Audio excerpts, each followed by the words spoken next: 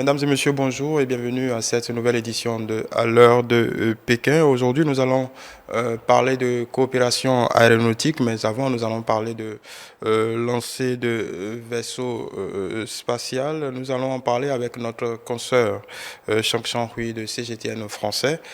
Chang Hui, bonjour. Bonjour. J'espère que vous vous portez bien. Oui, je vous donne les dernières informations depuis Beijing et aujourd'hui notre sujet est effectivement le lancement du vaisseau cargo chinois.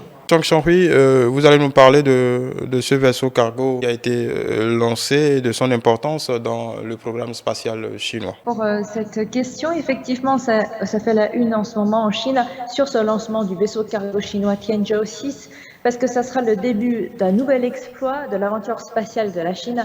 Il est chargé en effet de fournir un soutien à la mission spatiale habitée Shenzhou 15 et aussi des préparatifs visant à accueillir la mission spatiale habitée Shenzhou 16, dont le lancement est prévu également pour le mois de mai, mais beaucoup plus tard. Normalement, ça devrait être à la fin du mois de mai. Alors, quelles sont les nouveautés pour ce vaisseau cargo chinois Tianzhou 6? Attention ici, c'est le vaisseau cargo chinois. En effet, il s'agit en ce moment l'un des engins spatiaux cargo les plus puissants du monde. Après la mise à niveau et la transformation, le volume effectif de Tianzhou 6, donc de ce vaisseau cargo spatial, a été augmenté de 20% et sa capacité de chargement est passée de 6,9 tonnes à 7,4 tonnes. Donc là, on a effectivement une augmentation. Et ceci jette une bonne base pour les tâches de la station spatiale à venir, qui seront de plus en plus diversifiées dans l'avenir pour la Chine. Et aussi, le contenu du cargo est cette fois-ci beaucoup plus diversifié, comme c'est en effet beaucoup de cargo à l'intérieur, hein, comme je vous ai rappelé. Donc, de temps, qu'est-ce qu'on peut avoir comme cargo? D'abord, la nourriture, l'eau et les équipements de fret nécessaires aux astronautes qui sont en ce moment dans la station et qui seront envoyés prochainement. Et parmi eux, on compte par exemple des fruits frais. Le poids des fruits frais est environ 70 kg cette fois-ci, donc c'est environ le double du poids des fruits transportés par Tianzhou 5. Donc ça veut dire que la dernière fois qui a été envoyé dans l'espace, donc pour subvenir aux besoins alimentaires de l'équipage Shenzhou 15 et Shenzhou 16. Et concernant les carburants aussi, la station spatiale chinoise, en effet, ont parfois cette obligation d'ajuster sa position lorsqu'elle vole dans l'espace. Donc, ce qui est nécessaire, en effet, c'est une consommation de carburant pour qu'il puisse se repositionner dans l'espace. Donc, par conséquent, en plus de fournir des fournitures et aussi des nourritures aux astronautes, il y a aussi des carburants qui est dans ce vaisseau spatial cargo. Et aussi, ils vont également ajouter des propulseurs à la station spatiale. Et enfin, le lancement de Tianzhou 6 est aussi la première mission de lancement depuis que la station spatiale chinoise est entrée dans une nouvelle phase d'application et de développement. Et donc, il s'agit de la première mission de vol après que la station spatiale chinoise soit entrée dans la phase d'application et de développement. C'est-à-dire, à partir de maintenant, nous allons voir des astronautes dans la station spatiale chinoise à faire plus d'expérimentation, plus de recherche scientifique. Donc, ça veut dire que les tâches seront encore plus diversifiées dans le futur. Qu'en est-il des possibilités de coopération plus abouties, disons débouchant sur des lancements de satellites ou de mini-satellites au profit de beaucoup de pays africains, quand on sait que beaucoup se tournent vers la Russie, l'Angola, le Nigeria, l'Égypte? Effectivement, entre la Chine et l'Afrique, l'histoire est longue et aussi on a un très bel avenir. Pourquoi? Parce que déjà, on rappelle ce qui s'est passé en septembre dernier, en septembre 2022.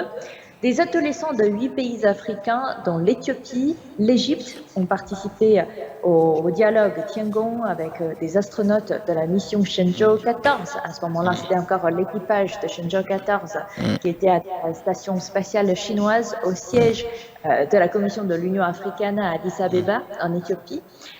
Et ces adolescents en ont fait participer dans la conversation interactive entre la Terre et la station spatiale, c'est-à-dire entre la Terre et l'espace, entre des Chinois et des Africains, entre des astronautes chinois et des enfants africains.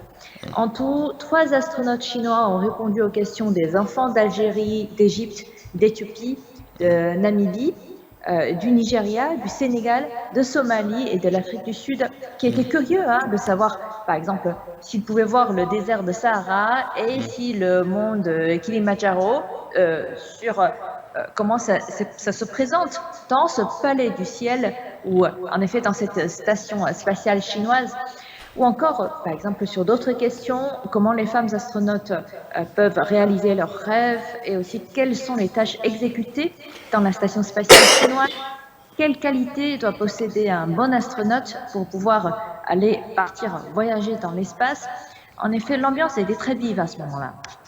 Donc, en effet, ça ne veut pas dire cette coopération astronomique, cette coopération technologique entre la Chine et l'Afrique.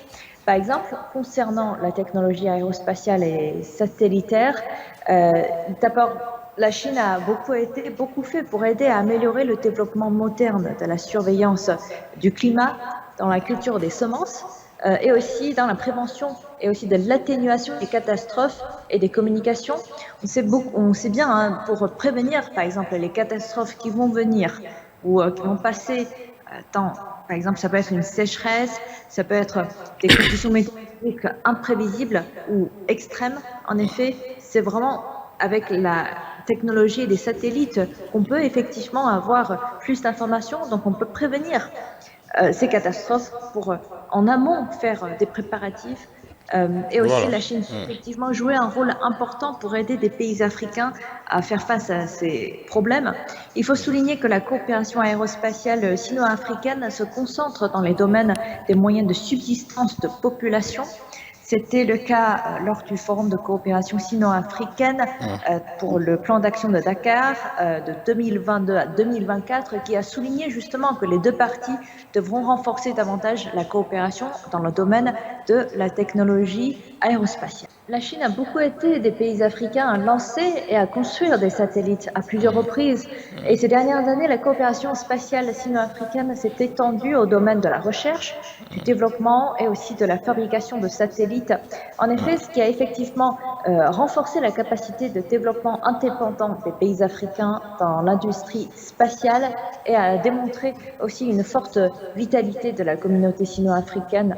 Donc c'est ce qui a été écrit aussi dans la vision 2035 pour la coopération sino-africaine, qui a souligné que les deux parties, la Chine et l'Afrique, approfondiraient la coopération en matière d'innovation, de la recherche et aussi du développement, de transfert de technologies, ainsi que l'entrepreneuriat dans ce domaine.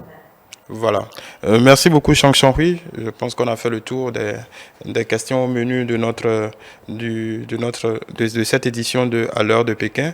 Merci pour vos explications. On vous retrouve très bientôt pour d'autres développements. Merci. Merci à vous et à très bientôt pour un nouveau thème dans la coopération et aussi des coopérations futures entre la Chine et l'Afrique.